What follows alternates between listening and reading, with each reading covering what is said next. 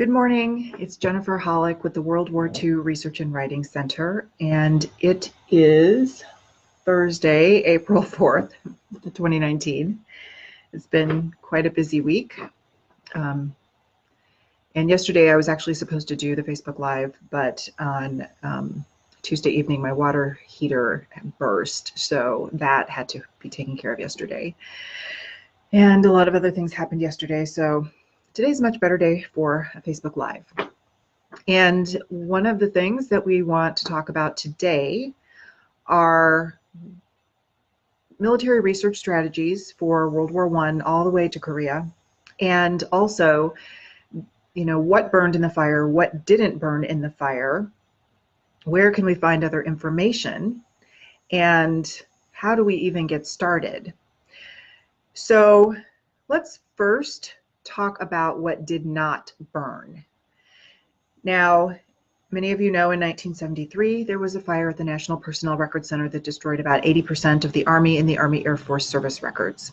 They are called the Official Military Personnel File, OMPF. Now, the Navy records, Navy service files, Marine Corps service files, Coast Guard service files, and anything they might have had on the merchant marines at that time were not affected by the fire. So if you feel comfortable with analyzing those military records, hi Megan, feel free to download Form 180, send that in to the National Personnel Record Center, and ask them for the service file, again, for the Navy, Marines, Coast Guard, and you can ask what do they have for merchant marines. Merchant marines are a whole other complex thing. So those records are in several different repositories. Now, St. Louis charges roughly $70 to get a full service file, maybe a little more if it's quite large, but they will send you a letter when they find it and tell you what you owe them. If you get the file and you find that there are a whole lot of abbreviations, a lot of jargon you don't understand, the forms look a little bit complex because there are 3 or 4 or 5 dates on them, and you need some help, then that might be a good time to work with a researcher like myself to help you navigate what's in that file. Because contrary to what most people believe, no matter what military branch of service file you're looking at, all the answers about someone's service are not in that one document. You really have to look at other records, whether it's a personal level record, a company, squadron, some lower level record, and then unit level records. So again, it doesn't matter which document you're looking at, all of the answers you want are not in one specific document. It's a process. So Navy files, Marine Corps files have several sheets that give you a lot of different dates. One could be the date they joined the unit. The next could be the date that they left the unit. They had a unit they left and now they're coming into this one. Then there could be a stamp on there of when it was sent up to be processed, and then maybe another date of when it was actually added to the file. There are also duplicates of those documents because one gets kept, one gets sent up, so there might be one that was originally typed, one that's got a stamp on it, one that's got an extra date. So you really have to take your time and go through those records. There are abbreviation dictionaries online for all the branches if you were looking to find out what some of those abbreviations in those records mean. Now, if we're looking at Army and Army Air Forces, those are the service files that were affected by the fire. But all is not lost because in the last 5 to 6 years, the technology in St. Louis has changed so much that they are able to start preserving and taking apart some of the damaged records. I know over the last year or so, they've had a lot of different blog posts where they show this water damaged set of papers that's kind of curled up into a ball. And now they have the technology and equipment to help take the water and everything out of this so they can safely open it up. They also have equipment to look at what's within a burned piece of paper so that they can pull some of that information out. When they talk about reconstructing a service file, and this is really important because there are a lot of military and genealogical military researchers that say they're reconstructing a file, but they're not doing it correctly. So you really need to understand and ask the questions of whoever you work with. How are you reconstructing the file? Because there is a process.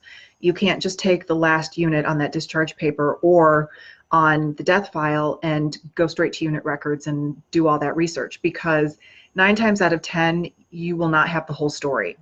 And you really have to do the muster roll research or the ship log research or company morning reports to understand where someone was, because they were most often in multiple units. They could have trained in 1 or 2, sometimes 3 or 4 different units, depending on what they were doing and what branch, stateside.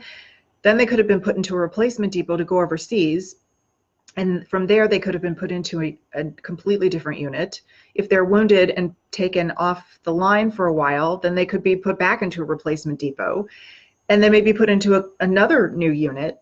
So there are a lot of different possibilities. So if you're working with anybody who takes that final unit and goes straight to unit records and gives you information, it's wrong 9 times out of 10. So you need to really ask those questions.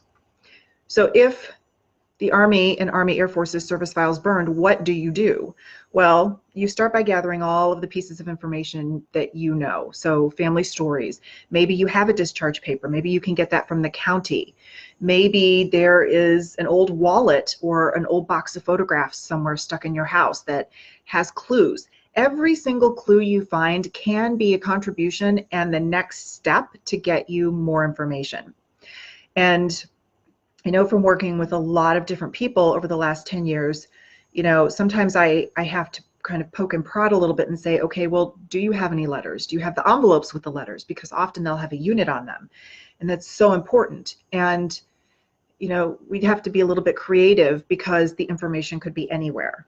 So if you have stuff and you think it's not important, it probably is. So just track everything that you have and every little detail, and that will help you move forward.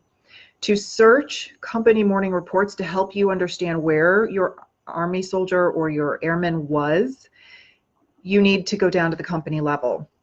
And without that, it's very difficult. If you only have that they were in the 101st Airborne Division and that's it, then it's like a needle in a haystack. It'd be very difficult to find information, although with the 101st, everybody's written a book about them. But with other divisions, it could be a needle in a haystack. If you can get down to an infantry regiment or a bomb group or something, then we have a little bit more to work with, and might take a little bit longer, but we usually can still find that. So be aware, if you're doing Army and Army Air Forces, it's better to get as low into their hierarchy of the unit as possible. It's also important to know that St. Louis won't do that research for you. You either have to go there or hire a researcher to get that information. They won't look at the monthly reports. If they send you a payroll record as part of the reconstructed file, that payroll record 9 times out of 10 does not have a unit on it. So it's really just kind of proof that he served, but you don't know where he served. So it's not very helpful. They might also send you a hospital admission index for some treatment stateside, or that shows that he died in service, or that he was in a hospital overseas. But again, that doesn't have a unit on it. So you know that it happened, it's part of your process, but it doesn't help you reconstruct the service really. So all of the other records that are there, they typically will not, well, they won't do that research for you. It's too time intensive. And I've also seen researchers who say, well, if you click in the shopping cart on my website and you purchase the morning reports, I'll pull a whole month for you. But that can be a waste of your money. You really, when you're doing morning report research, you need to start with, let's say, the final unit and work backward. You don't want to say, I want all of the morning reports for this unit that's on the discharge paper, because that guy might have been in there for 2 weeks and he's only in there because he's getting discharged. So it takes a researcher who's going to look and trace to see, okay, he was in the 2nd Infantry Division for 2 weeks in this infantry regiment stateside. Before that, he spent a month also in the 2nd Infantry Division, but with a different infantry regiment that he sailed back from Europe with. But before that, he was in the 10th Mountain Division for 6 months. And before that, he was in a replacement depot, 3 or 4 of them. And before that, he was back stateside training after basic training in 3 or 4 units before they put them in the replacement depots to go overseas and eventually end up in the 2nd Division at discharge. So you need to be aware and always ask the questions of whoever that you're working with. Now, one thing that a lot of people get confused about is the OMPF, which I said is the official military personnel file, that's the service file, and the IDPF, the individual deceased personnel file, which is the death file created from World War II, Korea, and Vietnam. In World War I, it was called a burial file. World War I burial files are at St. Louis. You can send in your Form 180 and say you want that record specifically. They'll tell you what it costs and they'll send it to you. It will have information about the soldier's death, probably a lot of family letters asking about his death, where is he buried, all of that. There will be temporary burial, permanent burial, or missing in action information in that. And then if he's disinterred and brought back to the States, all of that information. The IDPF for World War II to Vietnam has basically the same information in it, just some different looking forms. Most of them contain family letters. There are lists of personal effects, if any survived, and all of the other information. Sometimes you will see just a tiny bit of service information, particularly if it's an air crew that went down or somebody is missing in action, because they want to know the basic unit somebody was in stateside and when they were overseas. And then they will also usually request that some dental records if they're missing in action, and fingerprints, so they can have something to compare to, because we didn't have DNA back then to work with. So we were a little bit limited in how they could identify, especially the bodies that were very badly decomposed or very badly burned. So you might find a little bit of service information in there, but contrary to what a lot of people believe, the service file was not duplicated in those files. So you will not find that. That service file was not duplicated anywhere. Now, what about a research strategy? And if anybody watching has questions, feel free to pop them in the chat. There is a research strategy to World War I to Korea research, and it's the same for all of them. You need to start with what you know, and you need to start in St. Louis. You need to get the service file if it didn't burn. If it did, you need to either go there and start pulling the morning reports, monthly reports, payroll, Air Force award cards, and other documents that are available, or hire a researcher to get that for you. Using that and any papers, letters, photographs you have at home, you start to create a timeline of service. And this is where you're going to see where somebody was. And when I set mine up, I put a date column, I put a unit and a location, and then I put a notes column, and I footnote everything so I know exactly where I got that information. Because military records contain errors. Sometimes we transcribe things incorrectly as we're typing things out, looking at records, or maybe we've heard a story and we can put that in as a line, and then we find information that goes against whatever family story we heard. So document everything. But as you put this timeline together, you'll see, okay, he was in this unit for basic training, then he was transferred to this air base to do this training, he's in this location. You can see, and then you can map it out where they were. The same thing happens for their overseas service. And even if you're working with Navy and Marine Corps records, you'll get at least the units, but the Navy and Marine Corps don't always tell you in the service file where they were. They may just say in the field. And Marine Corps muster rolls say in the field. So you have to put your timeline together and then do unit research to figure out where in the field, in that vast Pacific, were they. So once you have your timeline of service together and you know where somebody was, what units they were in, then you start working with the National Archives in College Park, Maryland for looking at unit records. You can do that yourself. You can go there. You can send them a request. You can work with a researcher. When people work with me, I have people at the different archives. I always get a copy of the finding aid, so I know exactly what records still exist. And then I work with my researcher on site and say, okay, you know, could you take a look? What is really there? What kind of condition are they in? And based on the client's questions that they would really prefer to have answered, what is your recommendation? And then I work with the client and say, okay, out of all of this, we have 5 or 6 huge records that are available. How much of this would you like? And we talk about budget and time and what's available. Often in those unit records, you'll find photographs, maps, the service members' names within this. I did a project late last year for a client, and he wanted to know how his father was wounded in action, and he was a truck driver for one of the divisions. And in one of the unit records, there was a beautiful description of the artillery coming through his truck, grazing his arm, wounding him, but not bad enough that he needed to go to a hospital and have surgery or recover anything, and kept on going, killed a couple men in another truck. It was all laid out there. So you never know what you're going to find within these unit records. And while we talk primarily about National Personnel Record Center in St. Louis and the National Archives in College Park, Maryland, they're not the only repositories, but they are the place to start. Now, military records in the US are scattered everywhere. You can find them in ethnic museums, your local library. You can find them in university special collections. There's the World War I and World War II museum that have archives, and sometimes they will do research for you. They don't always let you in to do your own research, but they have stuff available.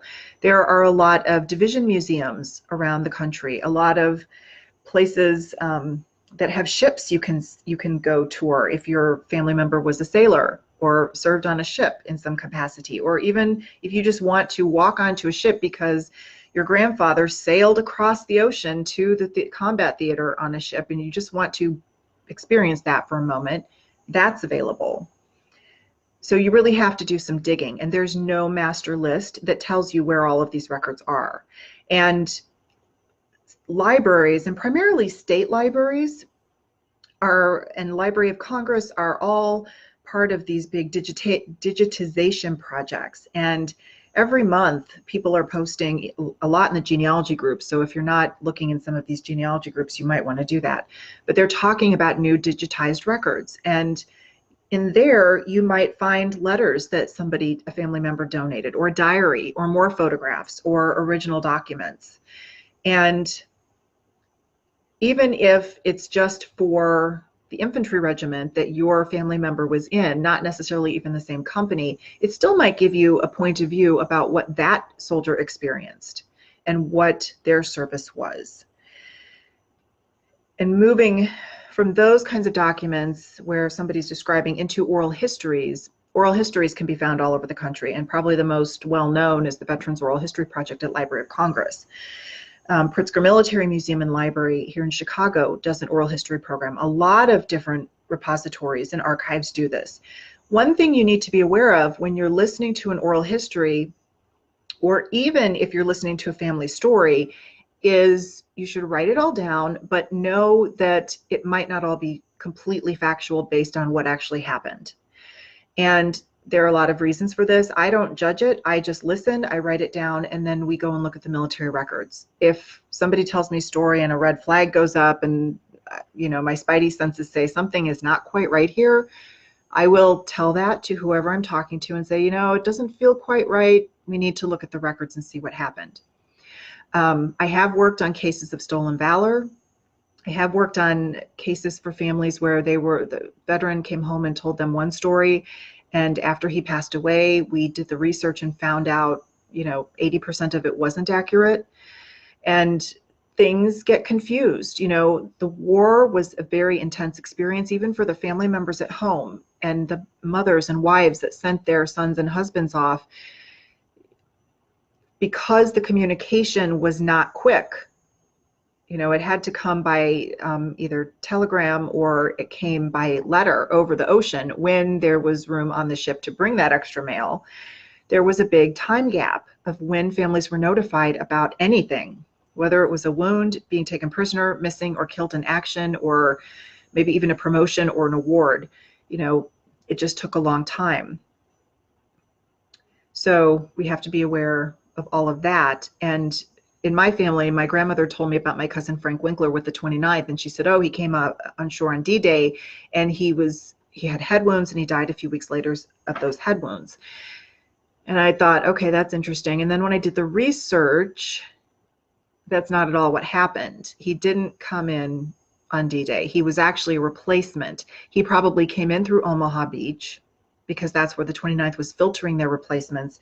But he came in as a replacement on 23 June into the 29th and was killed within 24 hours by a sniper in the right lobe.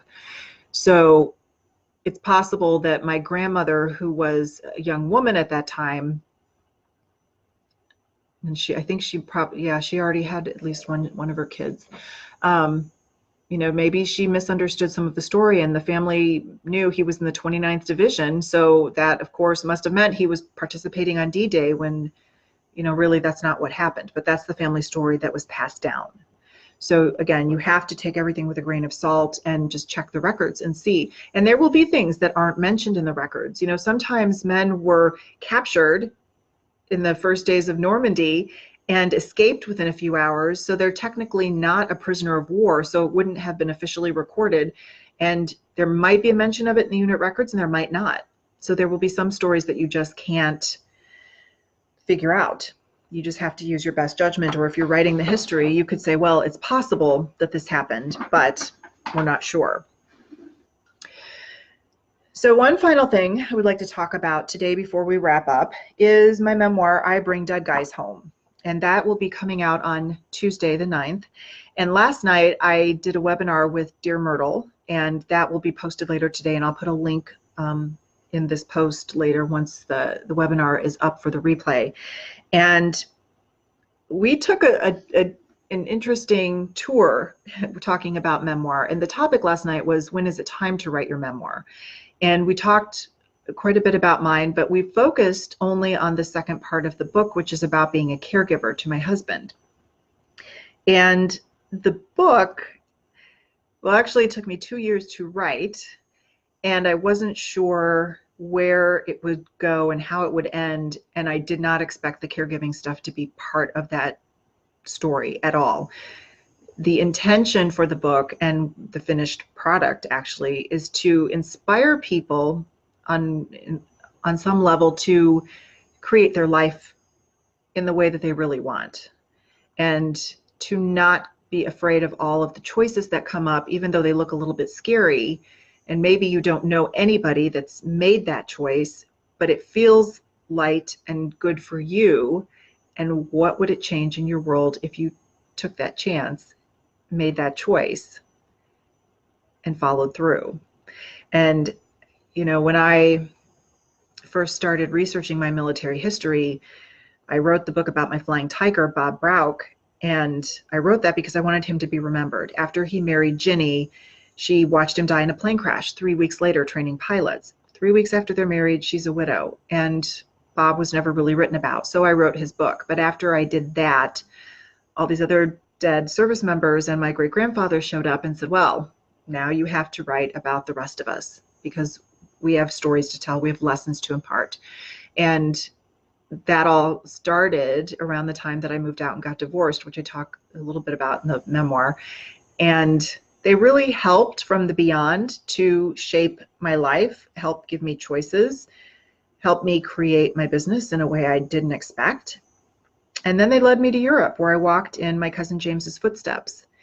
And I met a lot of people who contributed to the creation of my life for the last couple of years prior to that trip, and people who would contribute to it later. And after that trip, I went back by myself a few months later. And then when I came home from that, I was introduced to the man who would be my husband. And that is where another big choice came up that most people wouldn't choose. So I talk about that in the story, and then what's happened since.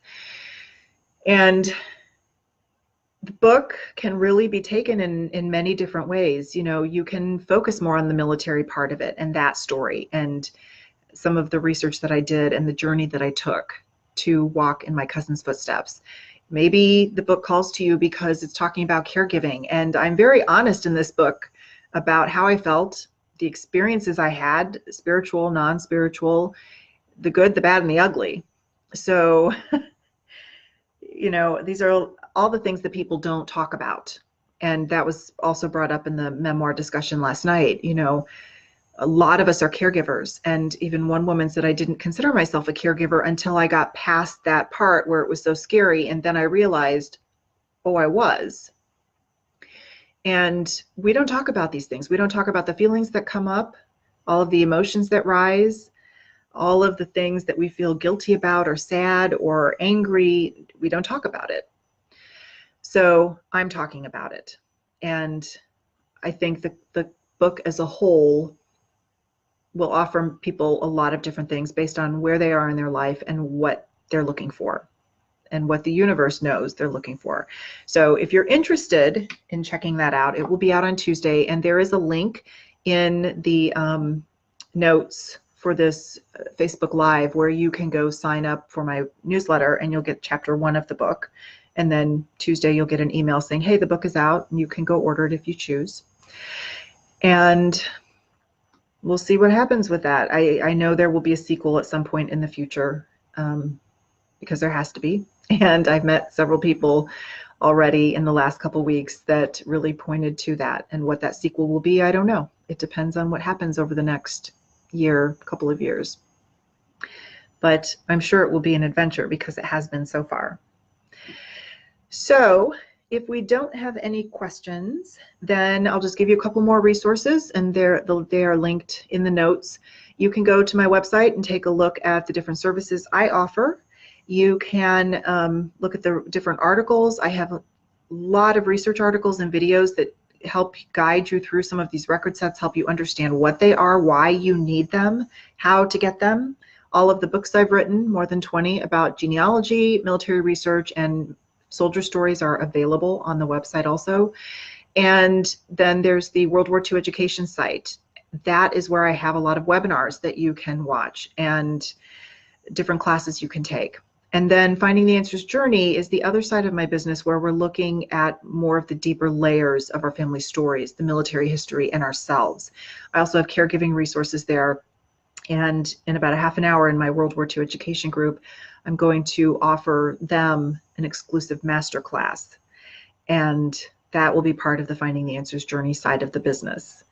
So if you haven't joined the World War II education group and you're interested in learning more about any 20th century war and find out what interesting things people have discovered, what they found, what they're struggling with, it's a really great community, and I invite you to go join.